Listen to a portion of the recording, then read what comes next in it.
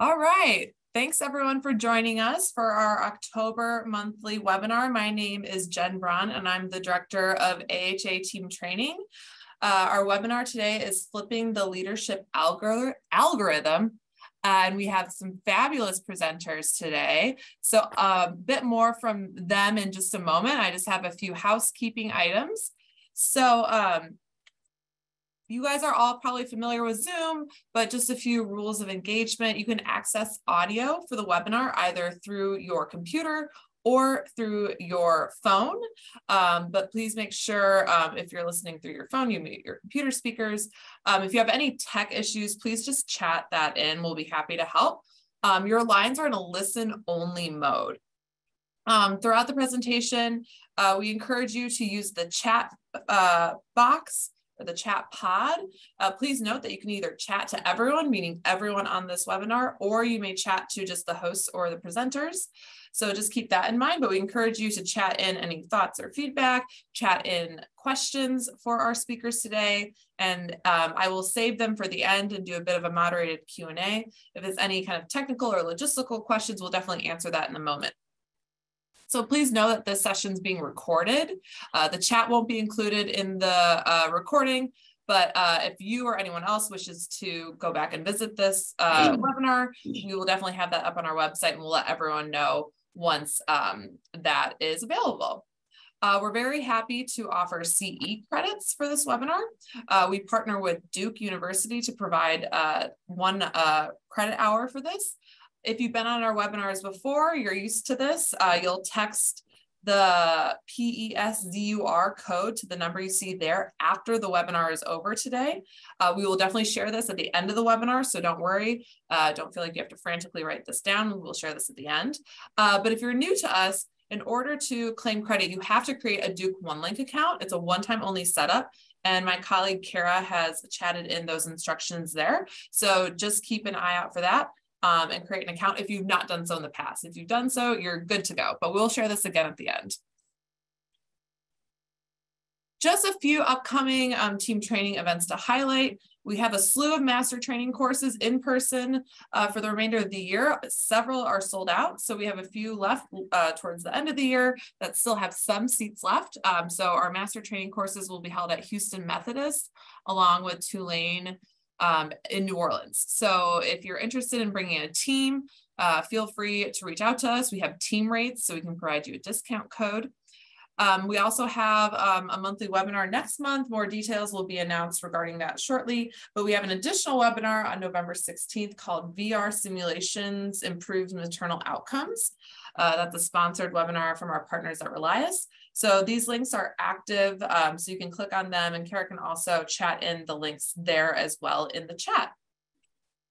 So enough of me. I'm going to stop talking here shortly, but I'm so excited to have Jan Brower and Rhonda Fisher present here today. I've known them for, gosh, 8, 9, 10 years through our former Team SEPS conferences and just some of the great teamwork and leadership work that they've done over the years. So I am happy to turn it over to Jan. I'll turn it over to you first. Thanks. That sounds great. Welcome, everybody. My name is Jan. And I'm Rhonda.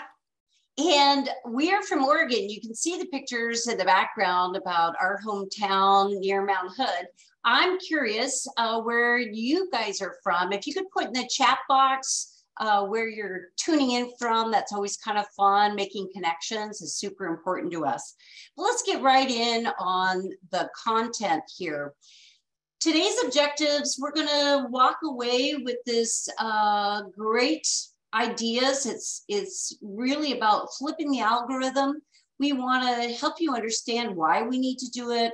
We're going to look, give you a tip and trick in each little box, and we're going to give you the ideas about asking better questions to motivate our workforce as it comes up. So, flipping the leadership algorithm. Rhonda, tell us a little bit about that. Well, Jan, I think it's this whole idea that we're not who we once were. So we've been through a lot these last 3 years.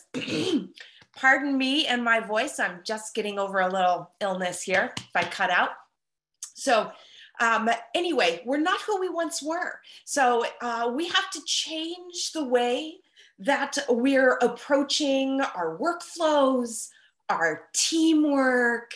Everything has to morph a little bit to keep up. And so the way that Jan and I like to kind of wrap that into a package and tie a little nice little bow on it is, just as in all things healthcare, we love our algorithms. So we're going to show you how to flip the leadership algorithm a little bit today in order to catch up with where we are as a nation.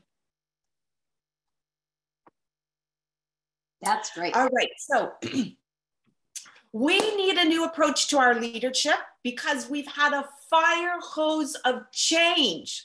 In 2020, we had changing procedures and workflows. In 2021, we had changing predictions, right? About how long, when, where, and how this whole craziness was going to end. And then in 2022, we've had what I like to call a changing of the guard, meaning we've fallen prey to the Great Resignation, just like every other industry out there, right? We've got staff that have retired early. We've welcomed the next gen into the workforce. But the bottom line is that all of this change is costing us. It's costing us in terms of organizational impact. When was the last time that you were able to do business as usual, right? I think every healthcare organization is facing financial upheaval over the last 3 years. Every aspect of healthcare has been impacted by retention issues and staffing crisis. And one of the things that Jan and I have ran into in talking to people is there's this kind of simmering conflict between leadership and the front line due to really, it's just competing priorities based on competing perspectives, right? Not both right, but they're competing a little bit because of their needed focus. So this is also change. All this change is also costing us in terms of personal impact. We're in a season of loss. We're grieving our functional teams, the loss of teammates, new staff.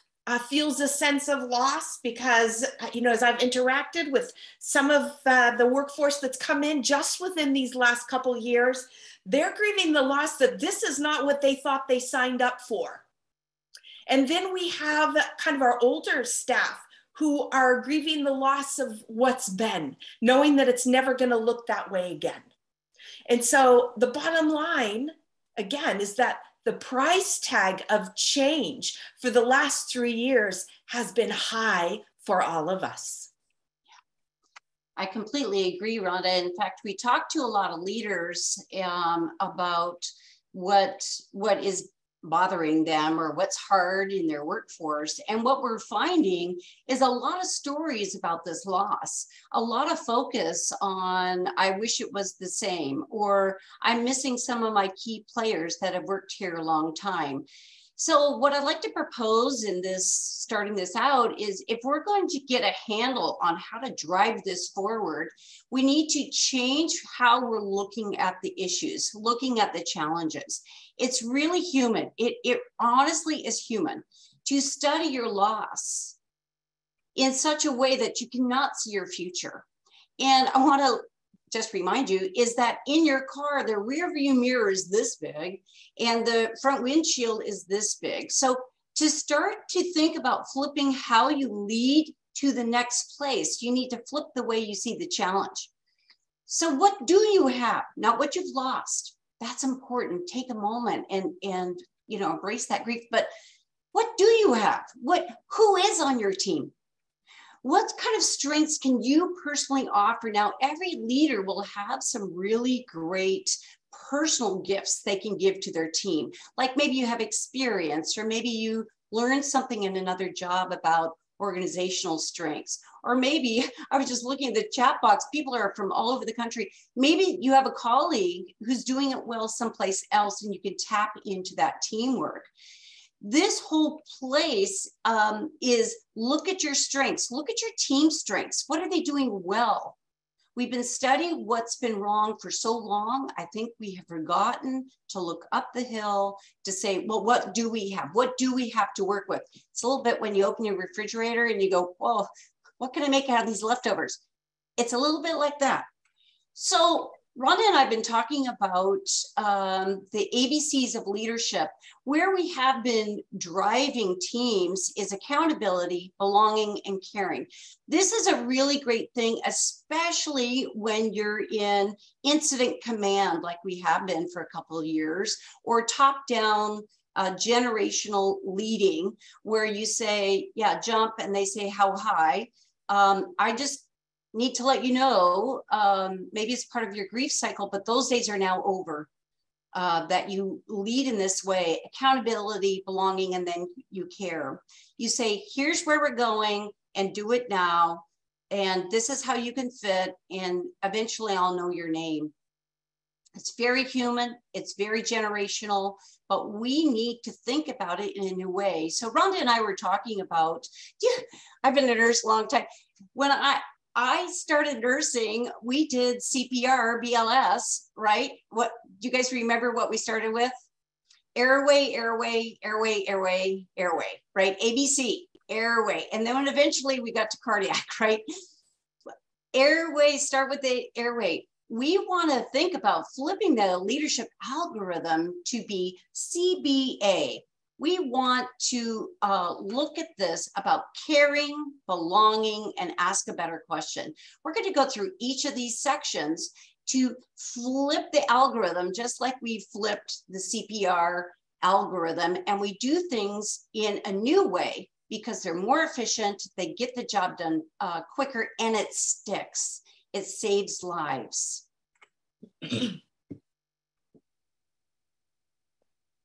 Yeah, so all right, let's start with C of our CBA algorithm, care.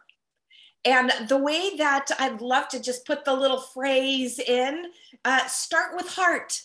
Just let that kind of tuck itself into your brain, that in order to especially reach this new generation that's coming into the workforce, we have to start with heart. Let your people know, I see you, I care about you, I'm willing to slow down this fire hose of change just as much as I possibly can to try and tune into your needs. Now, here's the thing. Care needs to look different depending on where your team is at in their healing process. And generally, your team's going to fall into one of three categories: stars, steadies, or survivalists. Stars, steadies, or survivalists. And each group needs something different in order to feel valued. And that's why, quite frankly, the days of the pizza party are over. Even though wonderful way, just, token way to show, hey, we're with you.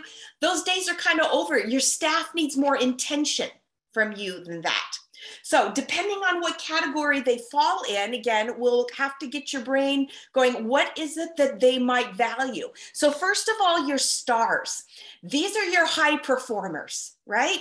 They can see the problem and they want to be part of the solution. They're generally your influencers also. They get things done and they take people with them. So I would love for you to be putting into the chat, what do you think the care would look like for this group? When you're thinking about your high performers, the ones that want to be part of the solution, what would care look like to this group? Go ahead and start putting that into the chat box, and we'll pick up some of those as we go. The second group we call steadies. And these are your staff, they are just faithful. They're just faithful. They're the ones that are showing up day after day after day, just putting hand to the plow. Right? They're constant, they're dependable, they're not flashy, however, so oftentimes we miss them.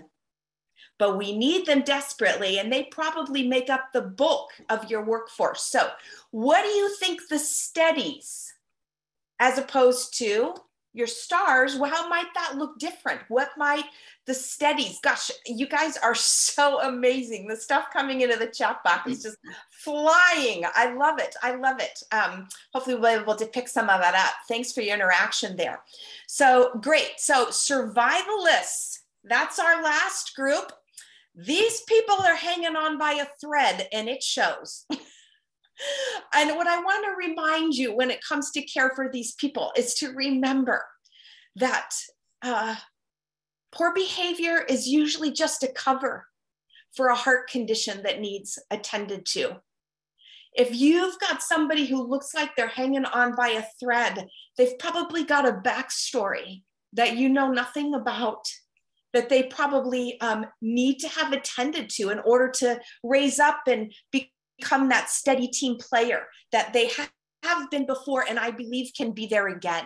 So when you think about your survivalists, what is it that they might need from you? So before we move on to the next slide, I love the stuff that's coming into the chat. I will just give you a few thoughts. For me, I think of your stars, empower them and release them to make change. That's an important thing that they're going to need from you. Those steadies, you're absolutely right. I see it coming into the chat, that affirmation, the gratitude. Thank you. Just thank you goes an awfully long ways with these people. And then, of course, your survivalists. Yeah, empathy, support, ongoing training. Yeah, I see all of those coming in. Encouragement, compassion. Excellent. So gentle but clear expectations, right? So I would say that for all groups, care is spelled communication. And take home phrase for that, the more you share, the more you care. The more you share, the more you care. And I want to encourage you to be proactive about sending two particular messages. Number one, I care about what concerns you. And two, whatever the challenge, I'm confident that you're up for it. I believe in you. I believe in you. I want to speak for a moment just about the power of positive rounding. I know that you as leaders, you've all been instructed, you need to get out there and round on your people and yes, yes, and yes. But can I just encourage you that don't always show up with an agenda or with a directive, right? Something that you want to say. Can you just show up and just be with your people? You don't always have to be the one to talk, really. Your most powerful thing you can do may be to just show up and listen and hear what they have to say. And again, just to speak out, I'm with you, I'm concerned about that which concerns you, and I have confidence that together, we're going to show up on the other side of this thing. So the leader tip for care is to feed the hungry. Feed the hungry.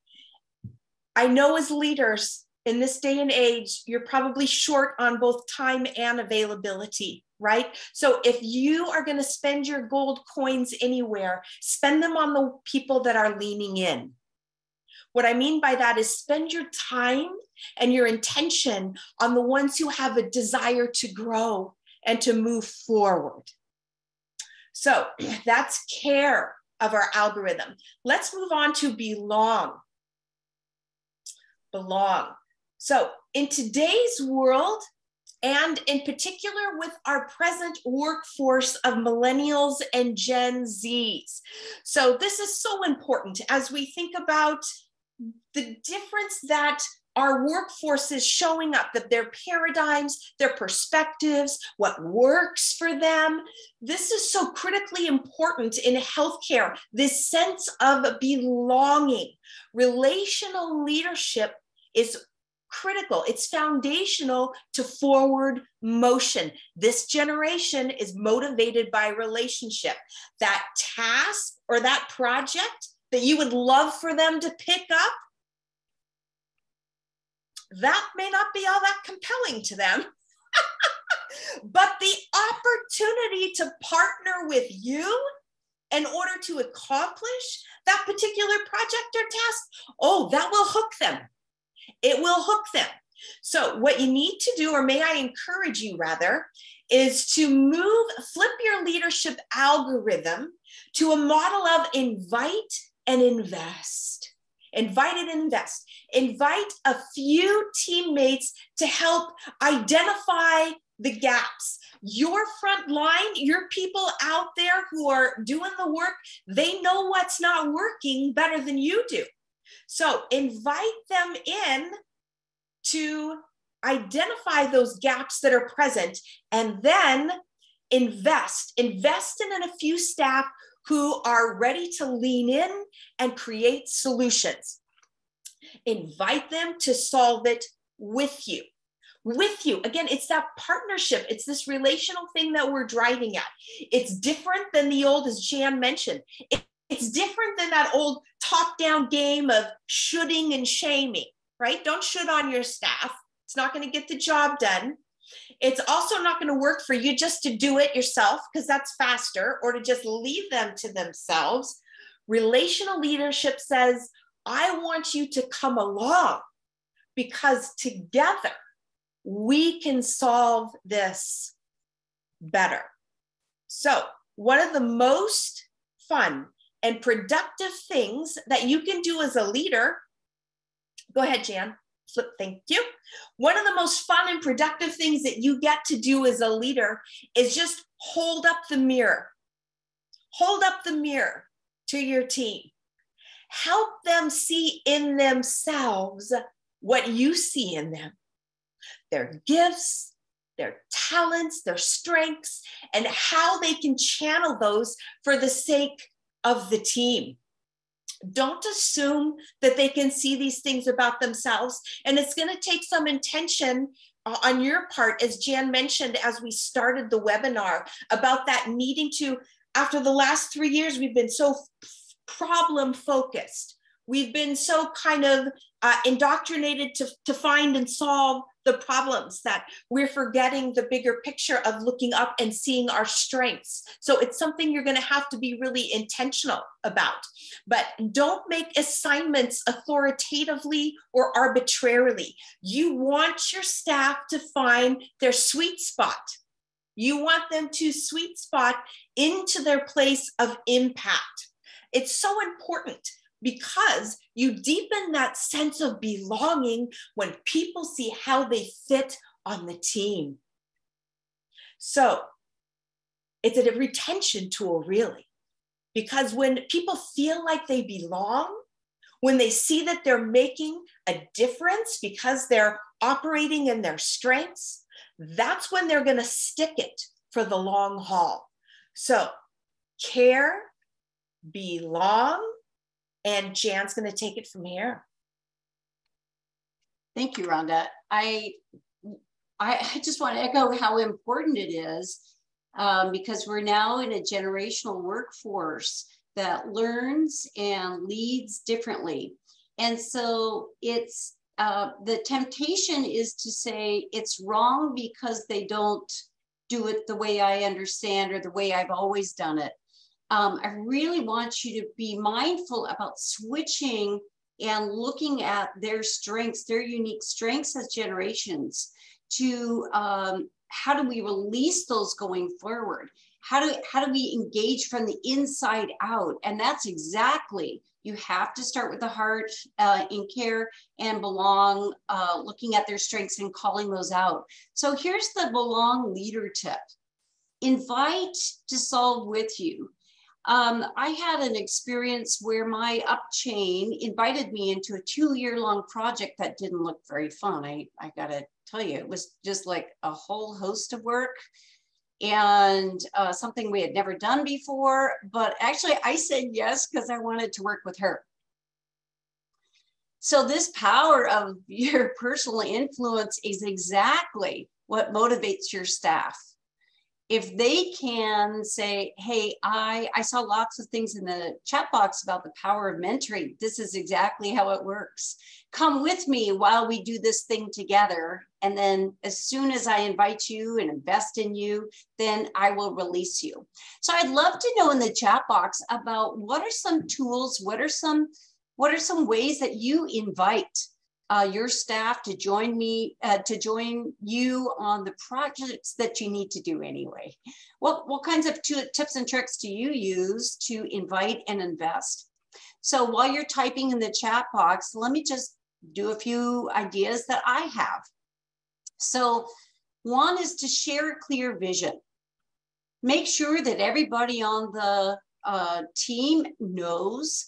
And it's this whole idea about communicate, goes back to C, caring and sharing. Make sure that you're postering it, emailing it, walking around with it. Like, it's going to take a whole bunch of different influx of information before they grab a hold. I love the chat box that says encourage people to bring issues. They shared governance as a way.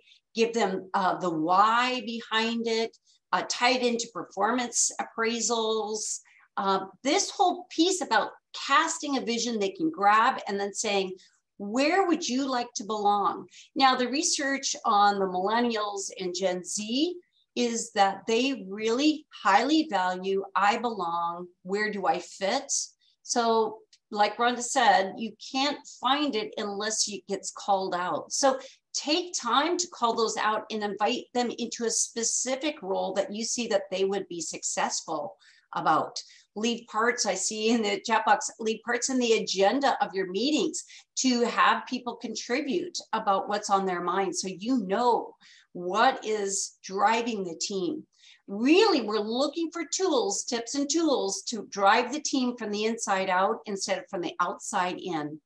So share this vision. Invite, the ratio really is 5 invitations to 1 yes. So don't be afraid if you get a lot of no's. Your job is to scatter seeds and watch for something to grow and then grab the one that grows. Not everybody has room to do one more project in their personal life, or just keep inviting until you get a yes. Make sure you celebrate, make them famous about their contributions to the team.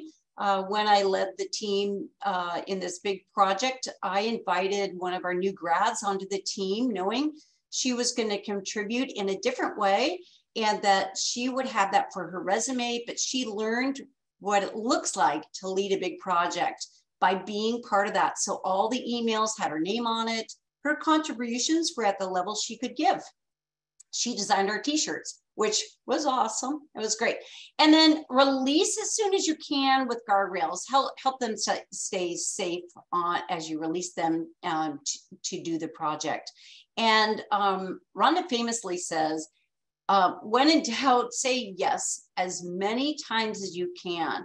They have heard so much no in the last 2-3 years, and it's really a recruitment retention tool to identify, invite, and release. That's belong. Let's go on to the last bucket here, a leadership tool. So we've had caring, belonging, so CB, and then the A is ask a better question. I'm working on this in my own leadership journey. I love to think about solutions, and my mouth is running ahead about telling people what the solutions are before I'm asking a question. So I'm really working hard to flip how I lead, especially people 40 and younger. I'm really looking to go from this direction to coaching. Now, I'd love for you to chat in the chat box. Think about a coach you might have, like a softball coach or a baseball coach or basketball coach or track coach. Where do they stand? Put it in the chat box. Where do the coaches stand? And after you've done that, I really want you to think about, what do coaches do to create high-performing teams? Yeah, sidelines, coaches on the sidelines. There's no baseball coach that says, let me just go ahead and do it for you. Now we see that in a lot of leaders about like, no coach goes out and go, I used to be a first base person, so let me go be first base for you. You know, they are an expert on their field. And so what kind of behaviors does coaching look like instead of directing? What are the really good coaching methods? Guiding, exactly, Lorene, that's awesome. Encouragement, opportunities, mentor, yes. Listening is actually the number one thing that the team wants from you. It's back to care. It's a way that they can feel cared for. Motivate, teaching, yes, tell me what I don't know, I'm new at this, show me what to do. Motivation, assist. Coaches are so great about looking at what's out there and saying, are you interested in dialing this up a notch? And of course, people go, yeah, I'd like to, right? That the high performers and the steadies will say, yeah, let's dial this up. And then it's this guiding into this idea about how to do it. And in healthcare, I'd recommend using a good question.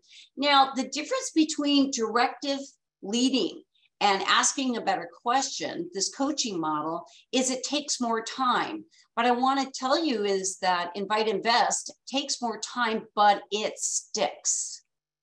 It sticks. So if you're rolling out something really important for the safety of your patients or the team synergy, really take the time to invite, invest, and then coach them into a place you can give it to them. It also takes follow through. How did that project go? How did your meeting go? You know, that's what it takes. It takes this idea of follow through because people want to report, gosh, I did great, or, oh, they didn't like me. They need to talk it through. Ask a better question. And then it takes conflict management. Not all the team is excited about all the players stepping up. That creates a little bit of conflict. Be ready to support the person you asked into that role. Make sure that you ask them. I love what Tara is putting in there. She's saying, I made it a personal goal to just listen to anybody that came into my office without interrupting. Wow. Like if we could discipline ourselves to listen and ask a better question so that they find their own solution. How many of you, do you know those dump trucks, what dump trucks do? They're full of stress and garbage. Have you ever heard the dump truck classic, beep, beep, beep, beep? And you know that that dump truck is ready to go with all their concerns, all their ideas. But if you ask better questions, you can get them to deal with their own stress points. They're going to need your support. They're going to need your time. They're going to need your follow through. But it takes the weight of all the solving off your plate and puts it into the front line where they're actually brilliant. The front line is brilliant. They like Rhonda said, they do know the answers. We need to, again, bring them into the shared work of that. So ask a better question. So what kind of questions do you ask? So I would love for the chat box to ask some great questions. What are your standard great questions? Say you're doing positive leader rounding and you go and sit in a unit. So I was positive leader rounding and I was going on to a unit that's feisty. They're famously feisty. They need to be feisty because of the work that comes onto their unit. So that doesn't bother me but it took me a month of going there once a week and just sitting. And then after a month, they said, why are you here? And I said, I just want to see how you're doing. Oh, I love that question. What keeps you going at night? What are your feelings about that? How would you like to be recognized? Ask for their input, ideas. Just sit there and ask them great questions. You will learn so much more than the scripted rounding that has been popular for the last 10 years or so. When you have a script, you'll actually hear the groundswell of things they're worried about or things they want fixed first. Look for the themes in that. So when you're working with someone on a project, here's some good questions that I choose to ask.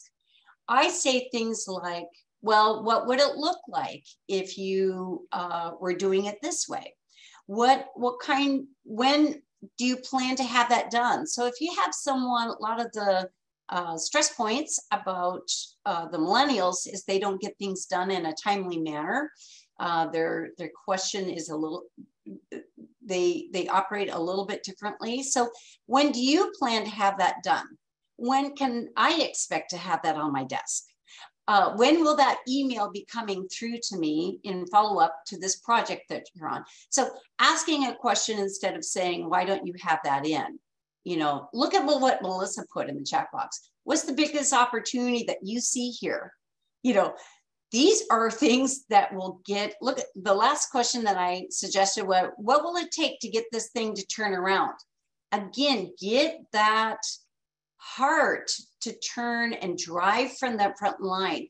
Move the millennial and the Gen X and all of our workforce for sure, but move them to self-solve instead of you doing it in this directed way.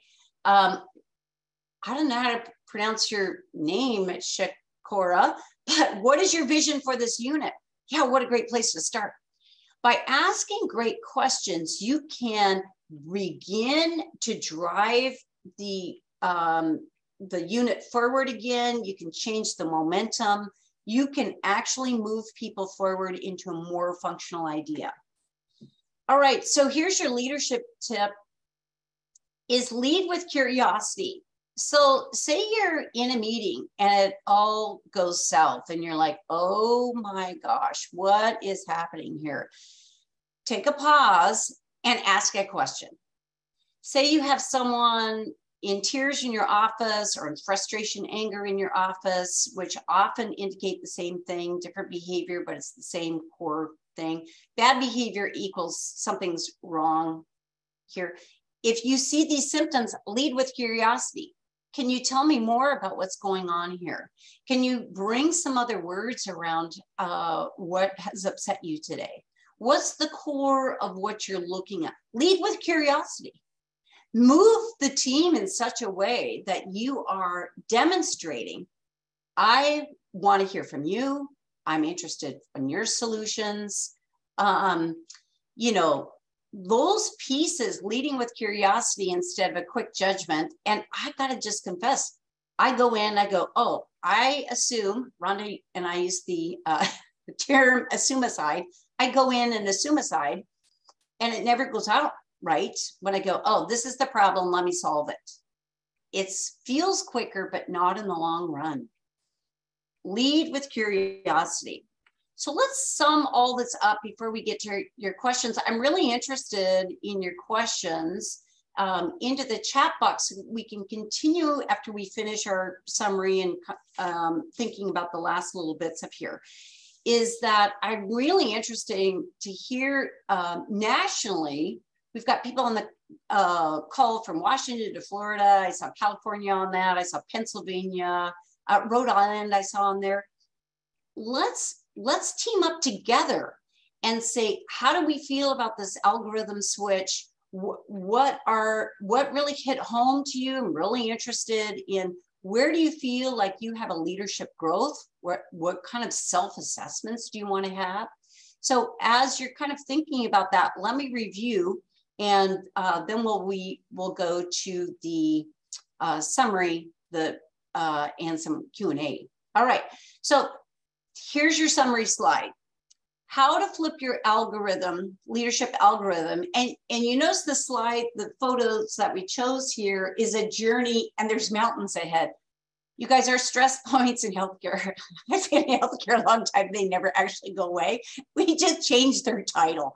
So anyway, care, communication is caring, and feed the hungry. Look for the people. And then we saw in the chat box a lot about recognition, of being thankful. about saying, I see you. A lot of that came up through the chat box. Belonging, invite and invest. And this ties in really with Rhonda's point about feed the hungry. Invite people with you. And Rhonda said the power of your presence is actually one of the most powerful tools you have. Bring people in to work with you until they're ready to launch and grow and self-solve. And then the privilege of holding up a mirror. People do not know their strengths. Isn't that crazy? Like, they don't know their strengths. So just show them, or their strengths as a unit, like doing positive leader rounding around the whole hospital. You can see that radiology has some different strengths than surgery, than OB, than med surg. These units have hallmarks of strengths, and you can lean into their strengths as a unit. And then this last question here about ask a better question about coaching instead of telling. And again, you're gonna have to move out of incident command into this curious leadership that says, can you tell me more what's going on here? Can you explore with me some options that you might see for this? When do you think you could have that done with? So those are our thoughts about flip the algorithm, just like we did in CPR, to be more effective leader, to lead us forward. So here are the key takeaways, and I'm sure that'll pop up in the email to you. Start with the heart, invite, invest, ask a better question. So love to hear about your questions. And Jen, will you pop on and lead the Q&A time? I sure will. Thank you so much. I appreciate your presentation and the thoughtfulness that went behind it, along with all of the practical tips and strategies that you provided as well. So I noticed this question a couple of times, and again, feel free to chat in your questions as they come to you throughout the next 15 minutes or so. But do you recommend applying this framework or this algorithm to the leaders themselves? And if so, what strategies do you have specifically? Who wants to go, Rhonda? I've got another question from the chat that's burning in my head at the moment. So you can go ahead. Okay, I'll take this and you go the burning question in your head. So I did see in the chat box about leading up. Absolutely. This is for leaders. This is the way you can lead up.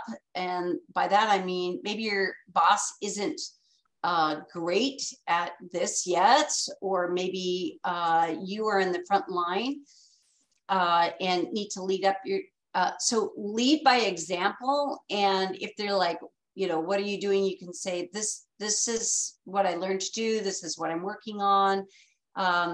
It's a really amazing behavior. The power of presence is an understated leadership tip. And you can do that from the bedside. We do that all the time with our patients, is that the power of presence when you're near them in their deepest, darkest moments. Night shift is powerful at this, to be honest with you. We stand like sentinels for our patients. And so as we stand and begin from the process of caring, then they will follow us.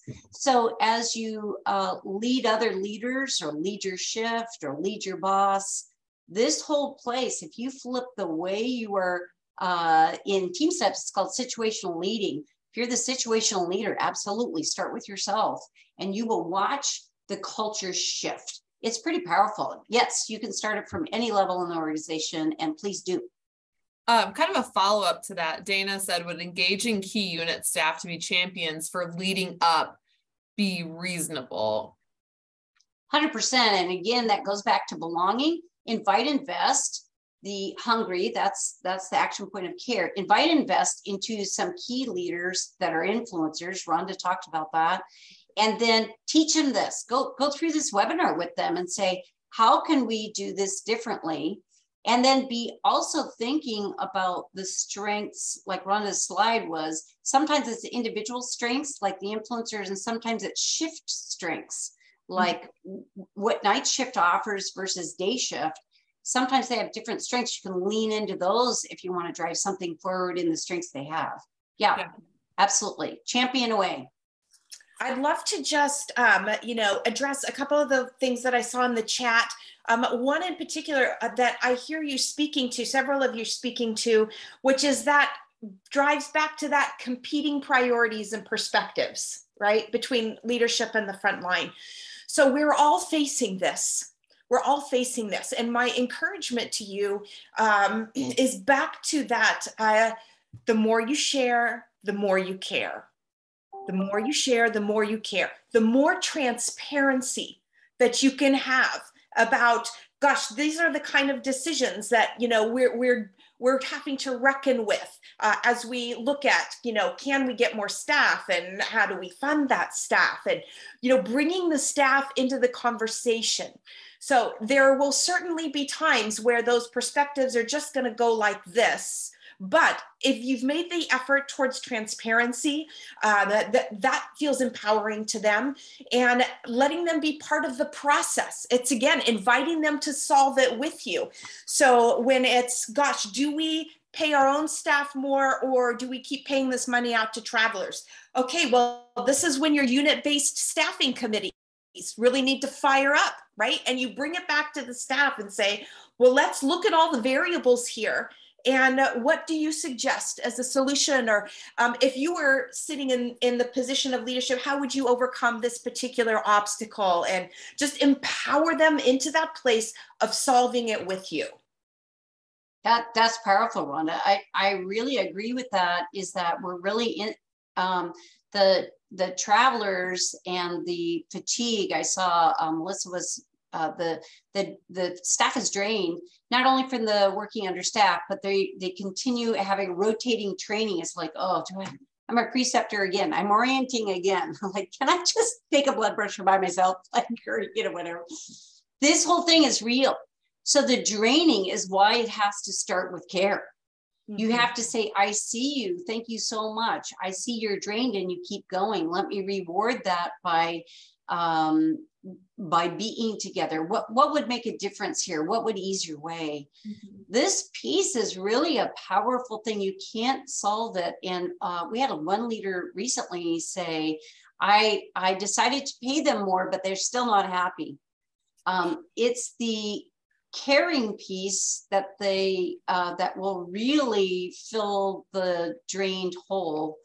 People will stay longer in a tough team or tough situation as long as they care. I saw a Simon Sinek video recently, and he was talking about Navy SEALs, who get selected for Navy SEALs. And it's the people that care for the teammates that actually make it on the Navy SEALs. It's not necessarily the highest performer or the most talented. It's the people who share and demonstrate care and help to their team. I thought that was really a notable tool that sometimes we underutilize because we've been so under it. But we need to shift. Now that we're in the aftershock phase of the pandemic, we're in the aftershock part. Now we need to change our strategy about taking these tired teams and getting them back and moving forward again. Mm-hmm. And I'll just add to that, Jan, that whole idea, when you've got a team that's feeling like they're hanging on by their last thread, that getting them to play in the place of their strengths is so important, because they've got this much left. And so you want them to be able to plug that little bit into the place where they can fit and fly, into the place where they can excel, because that's going to re-energize them. And in particular, I saw in the chat, I laughed because it's so true. Getting the generations to understand each other, right? So sometimes, I still pick up some shifts occasionally down in our emergency department. And it's just an interesting experiment just to kind of sit and watch. And I look at some of our Gen Zers and their approach to work sometimes, and I just kind of go, it's just like, this does not compute to this 30-year-old veteran.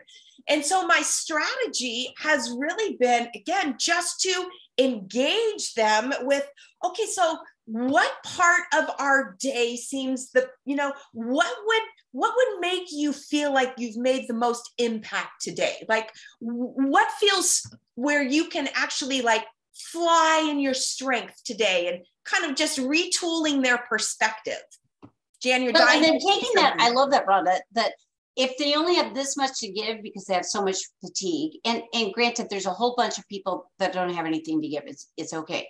But if they have that much, make sure that you as a leader are guiding them into a place that's going to energize them out. You're going to have to ask some questions about, what would make your day, what part do you like? And you're going to have to channel them into those places that are self-energizing.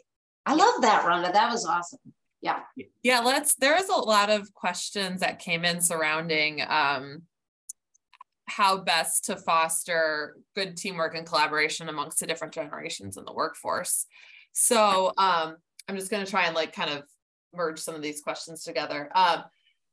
So I think Sarah asked a good question. So how do you get your team to be accepting of each other's generational styles? So such as communication, work ethic, priorities, and needs. I know you've kind of touched on it, but can you just specifically address some of, not just, how do you get the older generation to understand the younger generation and vice versa, but how do you get them to effectively collaborate as a leader? One of the, I love the power of a sticky note. There's just the power of the sticky note. If you have the opportunity to use sticky notes and have people ask a great question and have them write on the sticky note one idea and put them out on the table and then organize them according to category as a team, right? So everybody's doing that. Everybody reads everybody else's stuff. Everybody understands. So if you ask, so how should we approach this? You can actually get all voices to the table in a neutral way. So you can drive it intergenerationally, and coaching your leaders to not make a generation they don't understand bad. I went to high school in the 70s. I'd love to know. I'd love to know the years you went. What decade did you go to high school? Let's put it in the chat box. That's a polite way of asking how old you are. Yeah. This whole thing is that we need to, thank you. Gosh, look at that. Yeah. So we need to, I think the generation ahead of me, which is the greatest generation, was baffled by the music that I listened to, that the way I approach things. And instead of saying, we don't want that for the next generation, look for ways that you can say, what do you know that I don't? How can you leverage that to this? What would it look like for you to engage in this, right? Is that we've always had a generation gap, always above us. So us as leaders, it's not to say you're bad. It's to say, well, who are you? And how can I leverage those strengths to the team? How many of you asked someone younger than you to help you on computer issues? Like that's just kind of basic, right? So our younger generations have a lot to offer. Ask a better question. Rhonda, you were going to say something before I tucked right on. Well, I was just laughing because I also saw in the chat, somebody said about, the younger generation, the technology thing. And I was thinking about the other day when a nurse was expressing to me that she was frustrated that this younger nurse wasn't like getting up to triage the patients. And I said, did you try texting it to him? Hey, could you get the next triage? And I'm like, you probably see him pop up and then off he'd go. But I just want to make a plug for too, just that proactive. Don't assume that your people understand this whole idea or even cognizant of this whole idea of these generational differences. They just see different and think bad. And so being proactive about actually getting some education, like can you take a staff meeting and just talk about the difference in how different generations, here's, like Jan said, it's always existed. So just a quick primer on, oh gosh, these generations, this is what they focused on, and this is how it looked, and what do you think it is today? And then again, get them all get those sticky notes going, collaborating on, okay, so how as a team are we going to be able to meld these differences again, so that we are highlighting each other's strengths instead of judging what we happen to think is a weakness. Right. That's good. Kind of switching gears here, because we only have 5 minutes left, so this might be the last question. But how do you engage staff that are those stars or those rock stars to be leaders that don't have the desire to be leaders? Do you know what I'm saying? Absolutely. They perform, they're passionate, but they don't want maybe they don't want the responsibility, or they don't just have that aspiration to be a leader, but you see it in them. Mm-hmm. Yeah. So I think that's a great conversation. The equivalent would be coffee, right? It might be a walk down the hall. It might be, hey, when's your break? Let's just hang out. Especially younger generation, we're seeing this. You need to explore, are they burned out? Mm-hmm. Then you need to let them rest. You can't push through burnout forever. You turn into a heap of dust, really. So you need to explore, is it burnout, or have we not hit your interests? Or if you have somebody, Hood River, where we live, is famous for being outdoorsy, right? It's an outdoor thing. So maybe they're like, no, I'd rather be on my bike. Or you could say, so could you work with me on the bike helmet project for kids at Westside? We meet on Wednesday. It's only 2 hours. Like, once people get hooked in to contributing in a way that makes them fit and fly, they will keep giving. You need to just explore a little bit about, is it burnout? Then they need a timeout. And the question you need to ask is, how can I support you in that? When do you feel like you can engage back on the team, because we really value you? There's that conversation. But this other one, you're going to have to fish a little bit longer to say, which of these wonderful things can you take your computer skills to? I notice you're good at this. Can you take the computer skills to it? I notice you're good at motivating people. I did this project and I'm not good at making it big or flashy or fun. Rhonda is. So I recruited Rhonda and said, could you make this big, flashy and fun? She's like, yeah, that's so great. What's my budget? And I'm like, I don't know. This whole thing, when you invite people into what makes them tick, you have to fish a little bit, but then they will pull for the team. It's pretty remarkable. So ask some questions, poke around a little bit. My last little caveat to that is, have you scratched the itch of what they value or what makes them feel valued? Mm-hmm. So it could be a matter of them saying, wow, like, been there, done that, bought that t-shirt, and I didn't feel like I made a difference, or nobody noticed, or, whatever. So being able to have that conversation, again, holding up the mirror, saying, wow, this is what I see in you. And asking better questions, what would it take for you to be able to see that about yourself? Because, wow, what you have to give to the team is so amazing. What would help you? How could I best convey how much I value what you bring to the team? I'm not quite sure on the wording, but you can think of ways that would help. Have we scratched that itch that says, oh yes, I've seen you, I value what you bring to the team, and I'd love to see more of it. So help me know what that is, so I can feed that. Yeah, great point. Finding their hook, or finding what's in it for them, right? Yeah. So we're just at the top of the hour here. So I really want to thank you for not only just the great presentation, but the great dialogue and the great engagement with the chat, Jan and Rhonda, and just the good discussion at the end. Really appreciate that. Just wanted to close out with a few reminders. So after we close out this webinar, you'll be, an evaluation will pop up on your browser. So we really appreciate your feedback. So please take a moment and fill out those handful of questions.